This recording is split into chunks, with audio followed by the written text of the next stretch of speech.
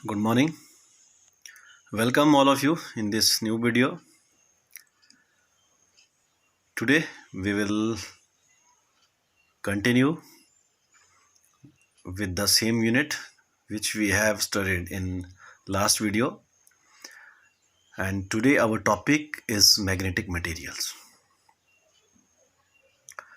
Magnetic materials क्या होते हैं, किस तरह से होते हैं, कैसी उनकी प्रॉपर्टीज़ रहती हैं, उनके बीच में क्या डिफरेंसेस रहते हैं, तो वो सब हम आज सीखेंगे। ध्यान से आप सुनना, क्योंकि इसमें से बहुत सारे पॉइंट्स एमसीक्यू की फॉर्म में जितने भी एंट्रेंस एग्ज़ाम हैं वहाँ पे पूछे जाते हैं। तो ये एंट्रेंस एग्ज़ाम के पॉइंट ऑफ व्यू से बहुत इम्पॉर्टेंट है।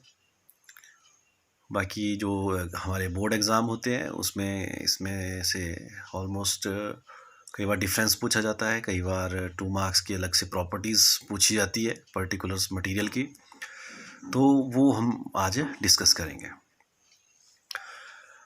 जो कुछ एक टर्म्स इसमें हम यूज़ करेंगे, मैं सबसे पहले वहाँ से स्टार्ट करता हूँ। कुछ एक टर्म्स आपने पढ़ी हुई है, मैग्नेटिक फील्ड क्या होती है, मैग्नेटिक इंडक्शन क्या होती है, ये सब आपने पहले पढ़ा हुआ है। इसके अलावा कुछ 2-4 टर्म्स और हैं जो यहाँ पे यूज़ होंगी, तो हम शुरुआत उन्हीं टर्म से करते हैं। जैसे एक टर्म्स आएगी मैग्नेटिक ससेप्टिबिलिटी। क्या आएगी? एक मैग्नेटिक ससेप्टिबिलिटी। अब मैग्नेटिक ससेप्टिबिलिटी क्या है कि it is it measures the ability of a substance to magnetize, ठीक है, when placed in a magnetic field. Clear? और अगर न्यूमेरिकल हम इसको करें तो it is simply a ratio of intensity of magnetisations, ठीक है, to the magnetising field intensity, ठीक है। तो क्लियर? तो ये कहते हैं magnetic susceptibility, and it is equal to I upon H, where I is the intensity of magnetization and H is the magnetizing field intensity. Clear है? उसके बाद एक मैग्नेटिक परमिबिलिटी आती है। It is also a ratio of its magnetic induction to the magnetic intensity, ठीक है। जो magnetic induction और मैग्नेटिक इंटेंसिटी के रेशियो है उसे हम मैग्नेटिक परमिबिलिटी बोलते हैं। म्यू से इसे डिनोट करते हैं, म्यू एम से। It is equal to B upon H, where V is V क्या होता है, वी किसको रिप्रेजेंट करता है, मैग्नेटिक इंडक्शंस को, और जो मैग्नेटिक इंटेंसिटी होता है it is denoted by H। Clear है? तो आप इसको इस तरह से कर सकते हो। बाकी रिलेटिव परमिटिविटी आती है, it is a ratio of the permeability of a medium to the permeability of a free space. Clear है? तो इस तरह की चीज़ें, ये टर्म्स हम आगे यूज़ करेंगे, ठीक है। कब? जब हम एक जो मैग्नेटिक मटीरियल्स को क्लासीफाई करेंगे, ठीक है। अब हम शुरुआत करते हैं मैग्नेटिक मटेरियल की, कि मैग्नेटिक मटेरियल क्या होता है, किस तरह से पता चलता है। हम क्या करते हैं, जो भी मटेरियल हमको दिया गया है, ठीक है, उसको हम मैग्नेटिक फील्ड में रख देते हैं। क्या रख देते हैं? जो भी हमको मटेरियल दिया जाता है या सब्सटेंस दिया जाता है उसको हम मैग्नेटिक फील्ड में रख लेंगे, ठीक है। उसमें से कुछ मटेरियल्स फेबली मैग्नेटाइज होगा, कुछ स्ट्रांगली मैग्नेटाइज होगा, और कुछ बहुत ही स्ट्रांगली मैग्नेटाइज होगा, ठीक है। तो जो फेबली मैग्नेटाइज हुआ, उस मैग्नेटाइज के बाद उसकी डायरेक्शन कैसी है?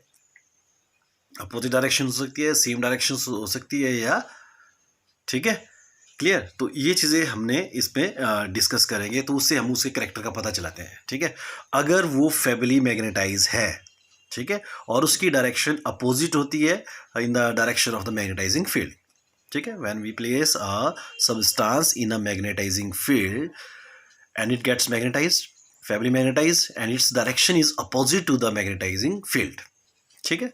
तो उस तरह का जो मटेरियल होता है उसे हम डायमैग्नेटिक सब्सटेंस बोलते हैं या डायमैग्नेटिक मटेरियल बोलते हैं। क्लियर हो गया?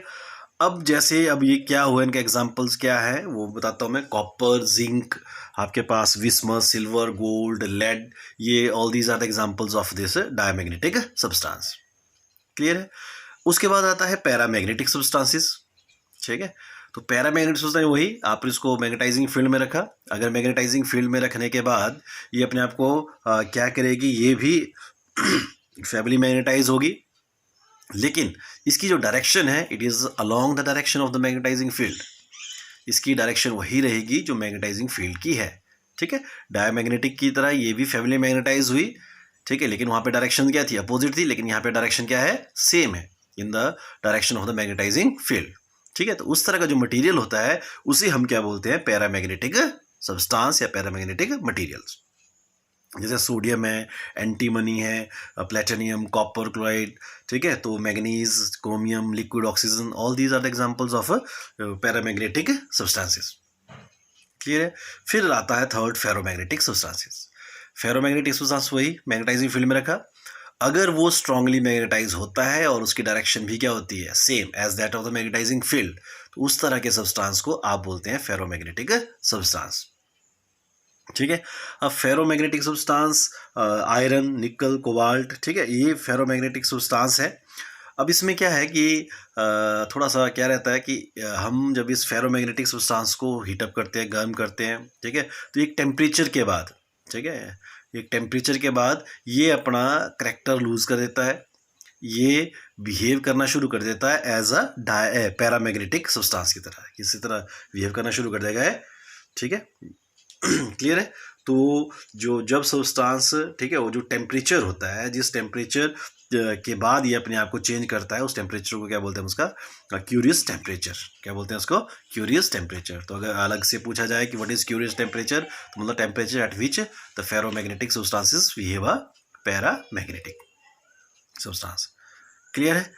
अब इसमें जो आता है मेन क्या आता है कि इसका कंपेरिजन आता है। ठीक है, कि कंपेयर करिए आप इन तीनों को। ठीक है, बोर्ड एग्जाम में अगर कंपेरिजन आएगा तो ये 4 मार्क्स का आता है फिर। ठीक है, इंडिविजुअल आएगा ना, जैसे मैंने पहले बोला था 2 मार्क्स की प्रॉपर्टीज आ जाते हैं कि आप डायमैग्नेटिक की प्रॉपर्टीज लिखो, पैरा की लिखो, फेरो की लिखो। लेकिन कई बार क्या आता है कि what are the magnetic materials, ठीक है, क्लासी एक्सप्लेन इट्स देयर क्लासिफिकेशंस या how they differentiate with each other. ठीक है, तो उसमें भी आपने क्या करना, 7-8 पॉइंट्स लिखने हैं। तो पॉइंट्स क्या है, वो सेम जैसे रहेंगे। एक तो सबसे पहले डिफाइन, ठीक है, और लास्ट में मैंने क्या बोला था, सबसे पहले डेफिनेशन, लास्ट में उनके एग्जांपल्स। 2 पॉइंट्स तो हो गए। उसके बाद हमने क्या क्या किया, जैसे हमने ससेप्टिबिलिटी इसकी थी, फिर रिलेटिव परमिबिलिटी हमने पढ़ी, परमिबिलिटी हमने इसकी पढ़ी, इफेक्ट ऑफ टेम्परेचर क्या रहता है, वो सब चीज़ें डिफरेंस के फॉर्म में हमने करनी है। आई बात समझ में। एक डायरेक्शन एक पहले डिफाइन कर दिया। दूसरा जो डायमैग्नेटिक सब्सटेंस होता है उनकी डायरेक्शन क्या होती है, opposite to the direction magnetic field. Para की क्या होती है, सेम डायरेक्शन, और फेरो की भी क्या हुई, सेम। ठीक है, फिर जब मैग्नेटिक कोई फैमिली सस्पेंडेड डायमैग्नेटिक होता है, वो अपने आप को अलाइन कर लेगा, अपने आप को अलाइन कर लेगा। ठीक है, कैसे, परपेंडिकुलर टू द फील्ड। और जो पैरामैग्नेटिक और फेरोमैग्नेटिक होते हैं वो क्या करेंगे, अलाइन सस्पेंडिंग पैरामैग्नेटिक, ठीक है, itself parallel to the field. ठीक है, फिर जो ससेप्टिबिलिटी होती है वो डायमैग्नेटिक सब्सटेंस में कम होती है। क्या होती है, कम होती है, और नेगेटिव भी हो सकती है। ठीक है, इट लाइज बिटवीन -1 और 0। क्लियर है। और जो ससेप्टिबिलिटी रहती है किस केस में, पैरामैग्नेटिक में, वो क्या होगी, स्मॉल होगी, लेकिन क्या रहेगी, पॉजिटिव रहेगी। क्लियर है। डायमैग्नेटिक में स्मॉल है, नेगेटिव रहेगी, और पैरामैग्नेटिक में स्मॉल है लेकिन पॉजिटिव रहेगी। ठीक है, और जो फेरोमैग्नेटिक है उसमें स्मॉल नहीं रहेगी, ये बहुत लार्ज हो जाती है। क्लियर। फिर उसकी रिलेटिव परमिबिलिटी आती है, it is always less than 1, और पैरामैग्नेटिक में क्या हुआ, स्लाइटली ग्रेटर देन 1, और जो आता वेरी मच ग्रेटर देन 1, किसमें, इसमें फेरोमैग्नेटिक सब्सटेंस में। ठीक है, क्लियर है। बाकी इफेक्ट ऑफ टेम्परेचर है, susceptibility is independent of the temperature, किस केस में, डायमैग्नेटिक सब्सटेंस वाले केस में। ठीक है, और जो पैरामैग्नेटिक सब्सटेंस वाले केस में उसमें क्या होता है, जो susceptibilities varies inversely with the temperature. ठीक है, और जो फेरोमैग्नेटिक सब्सटेंस होते हैं, susceptibility decreases with the temperature in a complex manners. ठीक है, आई बात समझे। फिर उसके बाद क्या आता है कि जब हम मैग्नेटाइजिंग फील्ड को हटा देते हैं तो इन तीनों के ऊपर क्या क्या इफेक्ट पड़ता है इसका। ठीक है, तो जब हमने मैग्नेटाइजिंग फील्ड को हटा दिया तो जो मैग्नेटाइजेशन रहेगी, magnetization last as long as the magnetising field is applied. ठीक है, जब तक है तब तक ही रहेगा।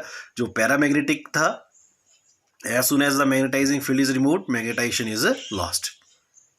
क्लियर है। और जो फेरोमैग्नेटिक सब्सटेंस है उसमें क्या रहता है, तो रिटेन करता है कुछ देर तक। ठीक है, तो रिमूवल के बाद भी कुछ देर तक क्या करता है, रिटेन कर रखता है वो कैरेक्टर। क्लियर। बाकी इसमें हाइसिस इफेक्ट पड़ेंगे।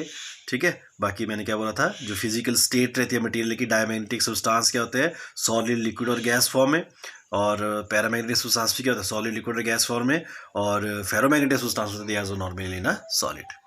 ठीक है। तो ये कुछ एक थे, लास्ट में मैंने कहा था एग्जाम्पल लिख दीजिए। डायमैग्नेटिक सब्सटेंस का एग्जाम्पल क्या हुआ, ठीक है, विस्मत, कॉपर, लेड, ठीक है, इस तरह से था, वाटर, सोडियम क्लोराइड वगैरह, है ना। और जो पैरामैग्नेटिक था उसमें क्या था, सोडियम, ठीक है, कैल्शियम, ऑक्सीजन, ठीक है, इस तरह से क्या था। फिर हमने फेरोमैग्नेटिक में क्या बोला था, ठीक है, इसमें निकल, फेरिक, एल्निको, ठीक है, इस तरह की चीज़ें थी। ठीक है, तो जो मतलब आपने जब डिफ्रेंशिएट करना है तो आप एक की प्रॉपर्टीज़ इसी बेस पे कर लीजिए, फिर उसको कंपेयर कीजिए, तो आपके लिए ईजी रहेगा। ठीक है, अलग अलग से रट्टा ना लगाएं, नहीं तो प्रॉब्लम रहेगी। आप जैसे मैंने बोला कि आप सिर्फ कंपेयर करके उनके करेक्टर को एक्सप्लेन कीजिए, वो अपने आप में कंपेरिजन हो जाएगा। क्लियर?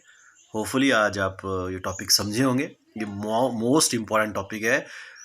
अगर जो मार्च में एग्ज़ाम हुआ, अगर इसमें ये नहीं आया होगा तो ये नेक्स्ट ईयर फाइनल एग्ज़ाम में जो आप दोगे, मतलब फाइनल एग्ज़ाम, उसमें ये क्वेश्चन 100% 4 मार्क्स का आएगा। Clear? Have a great time. Thank you very much.